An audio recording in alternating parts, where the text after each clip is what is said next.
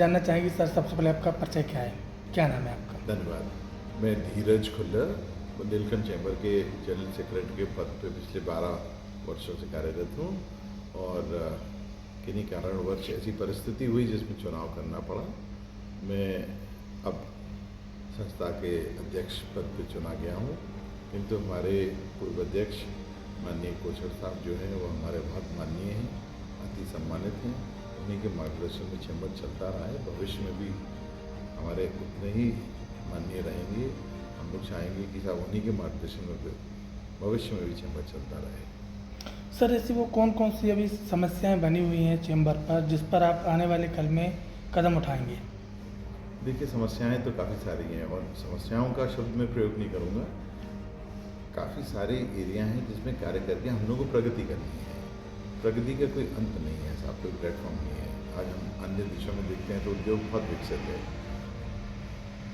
झांसी या बुंदेलखंड की अगर बात करूं तो हम लोग थोड़ा उनसे पीछे हैं, तो इसलिए कार्य तो बहुत होने हैं। समस्याओं का शब्द मैं यूँ नहीं इस्तेमाल करूँगा, क्योंकि कार्य तो आज भी चल रहे हैं, किंतु उसको और कैसे बेहतर कर सकते हैं उन कार्यों पर काम चलेगा।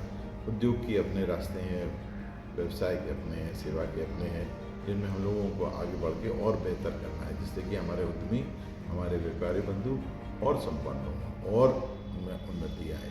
इस प्रयास में सब बुंदेलखंड चैम्बर पूर्व में भी कार्य करता रहा और भविष्य में भी इसी तरह काम करेगा। साहब, चैनल के माध्यम से क्या संदेश रहेगा उन सभी भाइयों के लिए जिनका आपको आज सहयोग प्राप्त हुआ?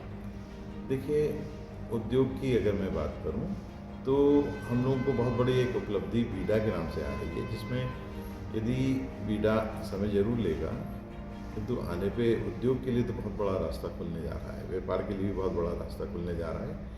क्योंकि 56,000 एकड़ में जो क्षेत्र बन रहा है उसमें न केवल उद्योग लगेंगे, किंतु कॉलोनी बनेंगी, अस्पताल बनेंगे, उसमें स्कूल बनेंगे, उसमें पार्क बनेंगे, उसमें आवास बनेंगे। तो इस तरह से बहुत काम होने जा रहा है, जिसमें सारा मटेरियल झांसी की मंडी से ही जाएगा, व्यापारियों का ही लगेगा। उद्योग जो लगेंगे, उद्यमी यहाँ के हों या बाहर के हों, किंतु रोज़गार में सबसे ज़्यादा लाभ यहाँ के लोकल लोगों को होगा। सरकार को भी सब राजस्व उन्हीं उद्योग से मिलेगा, तो इसमें सबको लाभ होगा।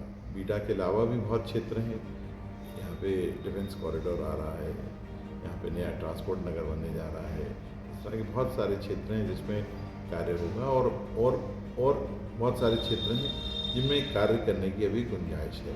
हम लोग की संस्था में जो सदस्य हैं उन्हें अलग अलग कमेटी में गठित करके हम लोग अलग अलग कमेटीज़ के द्वारा अलग अलग विभागों में, अलग अलग क्षेत्रों में किस तरीके से चौमुखी विकास कर सकते हैं, उस पर हम लोग प्रयास बना रहे हैं।